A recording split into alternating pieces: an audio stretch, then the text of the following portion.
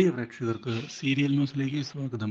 കൂടുതൽ സീരിയൽ ന്യൂസുകൾ അതിവേഗം ലഭിക്കുന്നതിന് ഈ ചാനൽ സബ്സ്ക്രൈബ് ചെയ്യുക. ബെൽ ഐക്കൺ മറക്കാതെ ക്ലിക്ക് ചെയ്യുക. വീഡിയോ ഇഷ്ടമായി എങ്കിൽ ലൈക്ക് ചെയ്യാൻ മറക്കരുത്.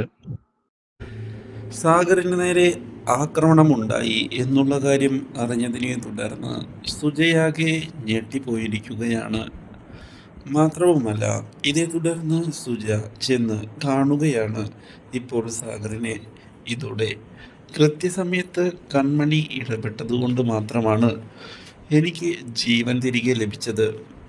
ഇല്ലെങ്കിൽ ഒരുപക്ഷെ ഞാൻ മരിക്കുമായിരുന്നു.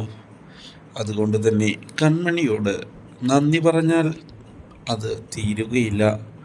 ഇത് കേൾക്കുന്ന സുജയ്ക്കും വളരെയധികം സന്തോഷമായിരിക്കുകയാണ്.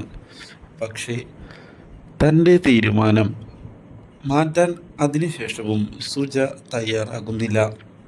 പക്ഷേ ഇതേ സമയം കൺമണിയെ ചെന്ന് കാണുന്ന കൃഷ് അച്ഛൻ പറഞ്ഞ തീരുമാനം കണക്കിലെടുക്കരുത്. ഞാൻ നിൻ്റെ കൂടെ ജീവിക്കാനാണ് ആഗ്രഹിക്കുന്നത്. ഇല്ല കൃഷ് സാർ, ഞാൻ ഇപ്പോൾ ചെയ്തതെല്ലാം ഈ വീടിന് നല്ലത് വരണം എന്ന് ആഗ്രഹിച്ചത് കൊണ്ട് മാത്രമാണ്. അല്ലാതെ കൃഷ് സാറിനെ സ്വന്തമാക്കാം എന്നുള്ള ആഗ്രഹം കൊണ്ടൊന്നുമല്ല. അത് ഞാനിപ്പോഴേ തുറന്നു പറയുകയാണ് കൃഷ് സാർ. കൃഷ് സാറിനും കുടുംബത്തിനും നല്ലത് വരണം, അതുമാത്രമാണ് ഞാനിപ്പോൾ ആഗ്രഹിക്കുന്നത്. എൻ്റെ ജീവിതമല്ലേ, അത് എങ്ങനെ മുന്നിലേക്ക് കൊണ്ടുപോകണം എന്ന് എനിക്ക് കൃത്യമായി അറിയാം. കൃഷ് സാർ വിഷമിക്കുകയൊന്നും വേണ്ട കേട്ടോ. എനിക്ക് കൃഷ് സാറിന് നല്ലൊരു ജീവിതം ലഭിക്കണം എന്നുള്ള ആഗ്രഹം മാത്രമേ ഉള്ളൂ. കൃഷ് സാർ ആ കാര്യത്തിൽ പേടിക്കണ്ട എന്ന് പറഞ്ഞ് അവിടെ നിന്ന് പോവുകയാണ് ഇപ്പോൾ അവൾ. ഈ കാഴ്ച കണ്ട് കൃഷ് ആകെ തകർന്ന് നിൽക്കുകയാണ്.